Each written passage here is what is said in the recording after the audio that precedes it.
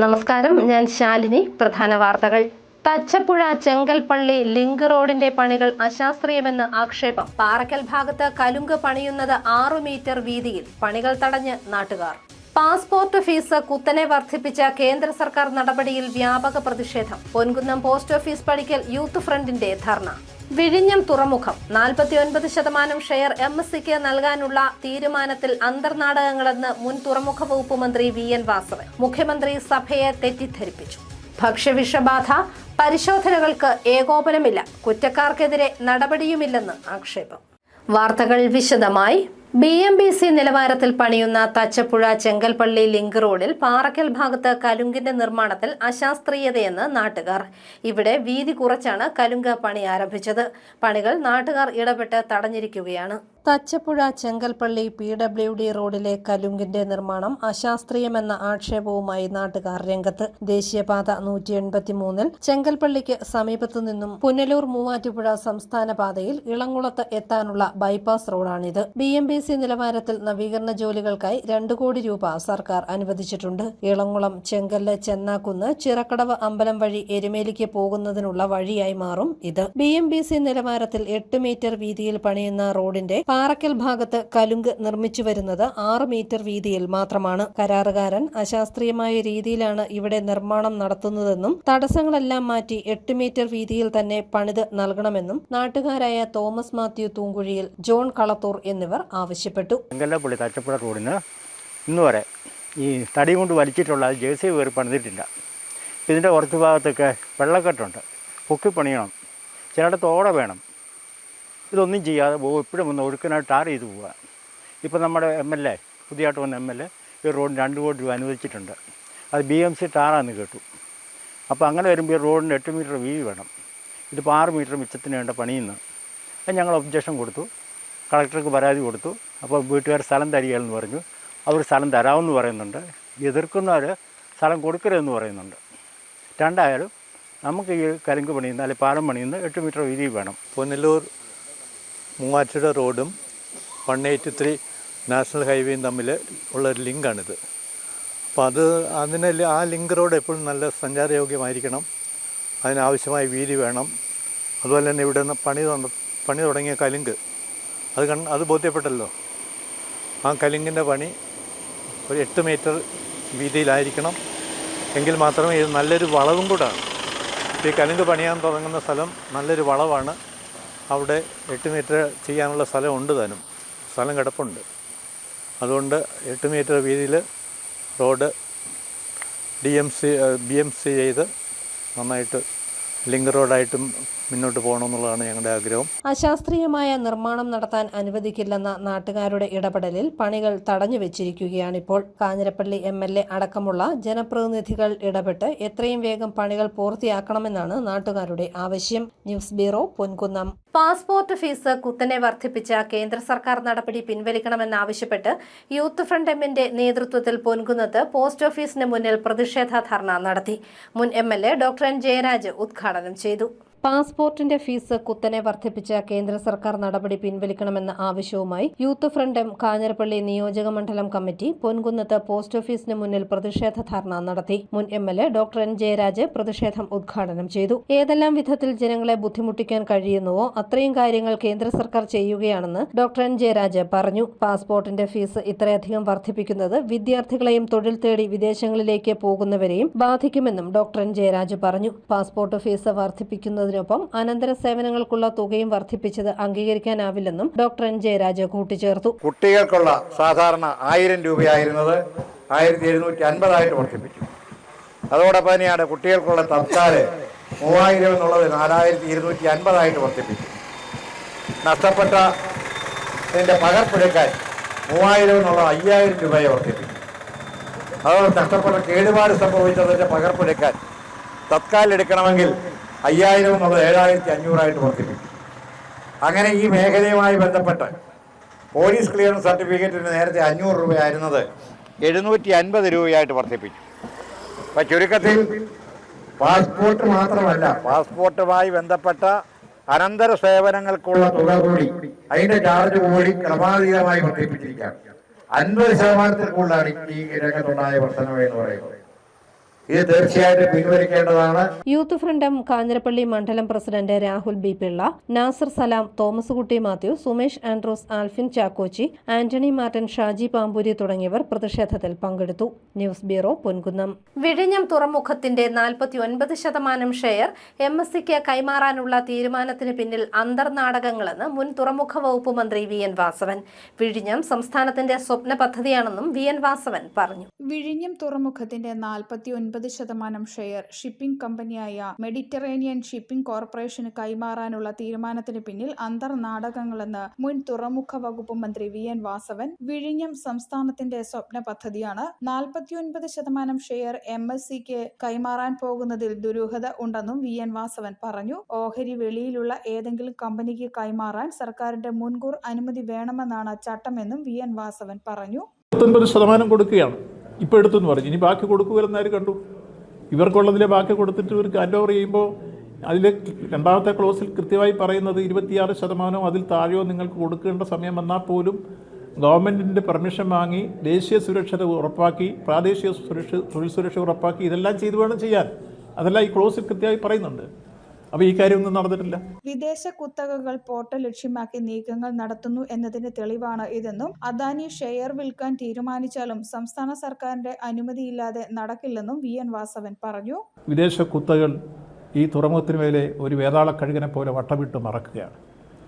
എങ്ങനെ ഇതിൻ്റെ ഓഹരികൾ വാങ്ങിക്കൂട്ടാം, ഇതെങ്ങനെ സ്വായത്തമാക്കാം, അതിനുവേണ്ടി ശ്രമിക്കുമ്പോൾ നമ്മുടെ കൺസെഷനുമായിട്ടുള്ള കരാറിൽ മറ്റൊരു ക്ലോസ് ഉണ്ടെന്ന് അവർ വേണമെങ്കിൽ വാദിക്കാം. അദാനിക്ക് വേണ്ടി വാദിക്കാവുന്നത് കൺസെഷൻ കരാർ അനുസരിച്ച് 1-ാം ഘട്ടം പൂർത്തീകരിച്ചു കഴിയുമ്പോൾ അവർക്ക് 26% അതിൽ താഴെയോ ഓഹരികൾ വിൽക്കാനുള്ള അവകാശമുണ്ട് എന്ന വാദം ഉയർത്തിയാൽ പോലും അത് വിൽക്കണമെങ്കിൽ മുൻകൂട്ടി സംസ്ഥാന ഗവൺമെൻറ് അനുമതി വാങ്ങണമെന്ന ക്ലോസിനെ അവർക്ക് എങ്ങനെ മറികടക്കാൻ കഴിഞ്ഞു? അതിൻ്റെ അർത്ഥം ഇതിൻ്റെ പിന്നിൽ ഒരു അന്തർനാടകം നടന്നിട്ടുണ്ട്, അല്ലെങ്കിൽ ഇതിൻ്റെ പിന്നിൽ കാലകൂട്ടിയുള്ള ചില ചർച്ചകളും നീക്കങ്ങളും നടന്നിട്ടുണ്ട്. അല്ലാതെ മീഡിയകളെല്ലാം വെറുതെ എഴുതിയതാണോ? മുഖ്യമന്ത്രി സഭയെ തെറ്റിദ്ധരിപ്പിച്ചതായും VN വാസവൻ പറഞ്ഞു. News bureau, Kottayam. മലയാള മനോരമ മുൻ സീനിയർ ഫോട്ടോഗ്രാഫർ PR ദേവദാസിന് നാടിന്റെ വിട. ഭൗതിക ശരീരം സംസ്കരിച്ചു. അന്തരിച്ച മലയാള മനോരമ മുൻ സീനിയർ ഫോട്ടോഗ്രാഫർ PR ദേവദാസിന് അന്ത്യാഞ്ജലി. രാവിലെ കോട്ടയം പ്രസ് ക്ലബിൽ പൊതുദർശനത്തിന് വെച്ച ഭൗതിക ശരീരത്തിൽ നിരവധി പേർ അന്ത്യാഞ്ജലി അർപ്പിച്ചു. സംസ്കാരം ഉച്ചകഴിഞ്ഞ് മന്ദിരം ചിലമ്പ്രക്കുന്ന് ശാന്തിപഥം ശ്മശാനത്തിൽ നടന്നു. കണ്ണൂർ, തിരുവനന്തപുരം, കോട്ടയം യൂണിറ്റുകളിലായി 37 വർഷം മനോരമയിൽ പ്രവർത്തിച്ചു. News bureau, Kottayam. ഭക്ഷ്യവിഷബാധയെ തുടർന്നും നിലവാരമില്ലാത്ത ഭക്ഷണത്തെക്കുറിച്ചുള്ള പരാതികളുടെ അടിസ്ഥാനത്തിലും നടക്കുന്ന പരിശോധനകൾക്ക് ഏകോപനമില്ലെന്ന ആക്ഷേപം ശക്തമാകുന്നു. അത്യാഹിതങ്ങൾ സംഭവിക്കുമ്പോൾ മാത്രം പരിശോധന നടത്തുന്ന സാഹചര്യത്തിന് മാറ്റമുണ്ടാകണമെന്നും ആവശ്യം ഉയർന്നിട്ടുണ്ട്. ഭക്ഷ്യസുരക്ഷാ വകുപ്പിൽ വേണ്ടത്ര ജീവനക്കാരില്ലാത്തതും പ്രതിസന്ധി ഉണ്ടാക്കുന്നുണ്ട്. ഭക്ഷ്യവിഷബാധയെ തുടർന്ന് ജീവൻ നഷ്ടപ്പെടുന്നവരുടെ എണ്ണം വർദ്ധിക്കുമ്പോഴും കൃത്യമായ പരിശോധനകളും തുടർ പരിശോധനകളും നടക്കുന്നില്ലെന്ന ആക്ഷേപം ശക്തമാകുന്നു. ഭക്ഷണശാലകളിൽ 3 വകുപ്പുകൾക്കാണ് പരിശോധന നടത്താവുന്നത്. ഭക്ഷ്യസുരക്ഷാ വകുപ്പ്, തദ്ദേശ സ്ഥാപനങ്ങളിലെ ആരോഗ്യ വിഭാഗം, ആരോഗ്യ വകുപ്പ് എന്നിവയ്ക്കാണ് പരിശോധന നടത്താൻ അധികാരമുള്ളത്. നിലവിൽ ഭക്ഷ്യവിഷബാധയേറ്റ ആൾക്ക് നിയമപരമായി ലഭിക്കേണ്ട ഒരു പരിരക്ഷയും ലഭിക്കാത്ത സാഹചര്യമാണ് ഇന്നുള്ളത്. ഭക്ഷ്യവിഷബാധയുണ്ടാകുന്ന സാഹചര്യങ്ങളിൽ മാത്രം ഭക്ഷണശാലകളിൽ നടത്തുന്ന പരിശോധനകൾ അത്യാഹിതമുണ്ടാകുമ്പോൾ മാത്രമായി ചുരുങ്ങുകയാണ്. തുടർ പരിശോധനകളോ നടപടികളോ ഉണ്ടാകാറുമില്ല. വൃത്തിഹീനമായ സാഹചര്യം കണ്ടെത്തിയാൽ നിശ്ചിത ദിവസങ്ങൾക്കകം പ്രശ്നങ്ങൾ പരിഹരിക്കണമെന്നാവശ്യപ്പെട്ട് നോട്ടീസ് നൽകാൻ മാത്രമേ ആരോഗ്യവകുപ്പിന് കീഴിലുള്ള ഹെൽത്ത് ഇൻസ്പെക്ടർമാർക്ക് സാധിക്കുകയുള്ളൂ. ഭക്ഷ്യസുരക്ഷാ വകുപ്പിന് പരിശോധന നടത്താൻ സാധിക്കുമെങ്കിലും കൂടുതൽ ജീവനക്കാരെ നിയമിക്കാൻ ആരോഗ്യവകുപ്പ് തയ്യാറാകുന്നുമില്ല. ഭക്ഷ്യസുരക്ഷാ വകുപ്പിനെ ശക്തിപ്പെടുത്താനുള്ള നടപടിയാണ് സർക്കാർ സ്വീകരിക്കേണ്ടതെന്ന് പൊതുപ്രവർത്തകൻ എബി ഐപ്പ് പറയുന്നു. സംസ്ഥാനത്ത് വിഷബാധയേറ്റ് ആളുകൾ മരിക്കുന്നത് തുടർക്കഥയാവുമ്പോഴും കൃത്യമായ പരിശോധന നടത്തുന്നതിന് ഭക്ഷ്യസുരക്ഷാ വകുപ്പ് ഇന്ന് വലിയ പ്രതിസന്ധി നേരിട്ടുകൊണ്ടിരിക്കുകയാണ്. സംസ്ഥാന ആരോഗ്യ വകുപ്പ് കഴിഞ്ഞ ഒരു 10 വർഷമായി ഭക്ഷ്യസുരക്ഷാ വകുപ്പിനോട് ഒരു ചിറ്റമ്പ നയമാണ് സ്വീകരിച്ചിരിക്കുന്നത്. ഇന്ന് ഈ പറയുന്ന FSSAIയുടെ മാനദണ്ഡം അനുസരിച്ച് 1000 ഭക്ഷ്യ സംരംഭകർക്ക് ഒരു ഉദ്യോഗസ്ഥൻ എന്നുള്ള നിലയിൽ ഭക്ഷ്യസുരക്ഷാ വകുപ്പിൽ ജീവനക്കാരെ നിയമിക്കേണ്ടതാണ്.